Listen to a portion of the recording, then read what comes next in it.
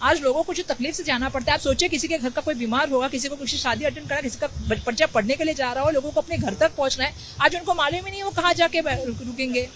ये सबसे बड़ा सवाल है। सबसे बड़ा बात तो वही है ना कि लोग पहुंचेंगे कि नहीं पहुंचेंगे ये लोगों को पता नहीं आज। और उनका कोई रहने का जगह नहीं है, ना उनको कुछ खाने का ठिकाना है, ना पाने का ठिकाना है, कुछ भी नहीं व्यवस्थापन की गई एयरलाइंस की तरफ से, ना ही एयरपोर्ट की तरफ अथॉरिटी की तरफ से। आज लोगों को पता ही नहीं, इतनी महंगी टिकट हो जाएगी दूसरी एयरलाइंस की, तो लोग जाएंगे कैसे अपने घर पे?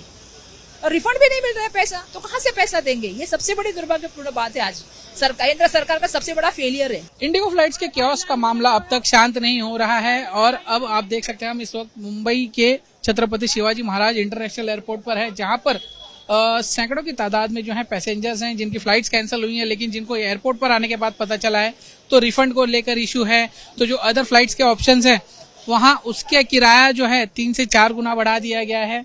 लोगों को अगली फ्लाइट कब मिलेगी इसका भी कोई पता नहीं। तो साथ ही जो रिफंड को लेकर इशू है इंडिगो का, उसमें भी कुछ दिक्कतें आ रही हैं। हमारे साथ है कांग्रेस की सांसद वर्षा गायकवाड़, जो खुद यहाँ पर पहुंची हैं लोगों की दिक्कतें जानने के लिए।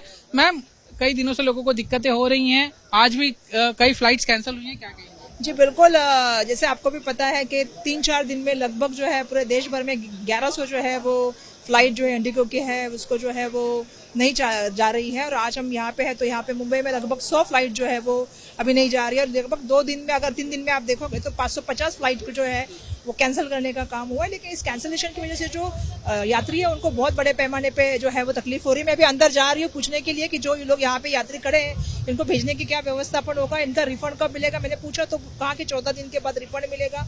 और अभी रहने की व्यवस्थापन क्या है, कुछ व्यवस्थापन कुछ भी नहीं किया है सरकार ने, उनको ऐसे ही जो है वो छोड़ दिया है। यात्री आप देखोगे लाइन में तो यहाँ पे, और आप T1 में भी जाओगे तो देखोगे कि बड़े पैमाने पे यहाँ पे लाइन में लोग खड़े हैं। 550 फ्लाइट अगर जो है वो कैंसिल हो गई तो लोग जाएंगे कहाँ? उनका रिफंड नहीं मिलेगा, रहने की व्यवस्था नहीं है और उनको जाने का व्यवस्थापन नहीं है। जिस टिकट की बात हम लोग दूसरे एयरलाइंस की करेंगे तो दूसरे एयरलाइंस में आज प्रॉब्लम ये हो गया है कि सबसे बड़ी बात है कि उसका टिकट भी बहुत ज्यादा महंगा हो गया है। मतलब दिल्ली से अगर मुंबई आना है तो 48,000 का एक टिकट मिल रहा है, जो कहाँ पर पड़ेगा किसी गरीब आदमी के लिए। तो इसीलिए इंडिगो की फ्लाइट का जो व्यवस्थापन हुआ है इसका जिम्मेदार कौन है, इसका पूरी इंक्वायरी होनी चाहिए। सरकार की तरफ से कुछ राहत मिलनी चाहिए यात्रियों को। आप देखोगे यात्रा दिन ब दिन लोग जो है वो लाइन में कितनी देर से खड़े हैं और ये अच्छा नहीं है जो चल रहा है। वो सरकार की तरफ से कोई ध्यान नहीं दिया जा रहा है। इतनी लगातार मीटिंग कर रहे हैं लेकिन कुछ सफल नहीं हो रही है मीटिंग, कुछ नतीजा नहीं। मैं अभी वही जाके उनको पूछ रही हूँ कि रिफंड कब मिलेगा, रहने का व्यवस्थापन क्या होगा, इनका दूसरा अल्टरनेट व्यवस्थापन क्या है। दूसरी एयरलाइंस का टिकट इतना महंगा हो गया, क्योंकि मैं भी अभी जस्ट आई हूँ तो मुझे मालूम है कि जितना महंगा टिकट हो गया है दिल्ली से मुंबई का या मुंबई से दिल्ली का, क्या पूछे मत, क्योंकि दूसरी एयरलाइंस का टिकट बढ़ रहा है और इसका रिफंड कब मिलेगा। तो अभी मुझे पता है, मैंने पूछा तो मुझे 14 दिन के बाद रिफंड मिलेगा। तो आदमी जाए कैसे? और नहीं तो रहे कहाँ? उसका कुछ व्यवस्थापन नहीं किया है।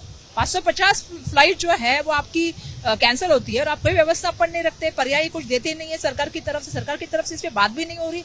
इससे दुर्भाग्यपूर्ण परिस्थिति और कुछ हो नहीं सकती। तो क्या आप मानते हैं कि केंद्र की विफलता इस मामले 100% विफलता है। आज लोगों को जो तकलीफ से जाना पड़ता है, आप सोचिए किसी के घर का कोई बीमार होगा, किसी को किसी शादी अटेंड करना, किसी का बच्चा पढ़ने के लिए जा रहा हो, लोगों को अपने घर तक पहुंचना है। आज उनको मालूम ही नहीं वो कहाँ जाके रुकेंगे। ये सबसे बड़ा सवाल है। सबसे बड़ा बात तो वही है ना कि लोग पहुंचेंगे कि नहीं पहुंचेंगे ये लोगों को पता नहीं आज। और उनका कोई रहने का जगह नहीं है, ना उनको कुछ खाने का ठिकाना है, ना पाने का ठिकाना है, कुछ भी नहीं व्यवस्थापन की गई एयरलाइंस की तरफ से, ना ही एयरपोर्ट की तरफ अथॉरिटी की तरफ से। आज लोगों को पता ही नहीं, इतनी महंगी टिकट हो जाएगी दूसरी एयरलाइंस की, तो लोग जाएंगे कैसे अपने घर पे?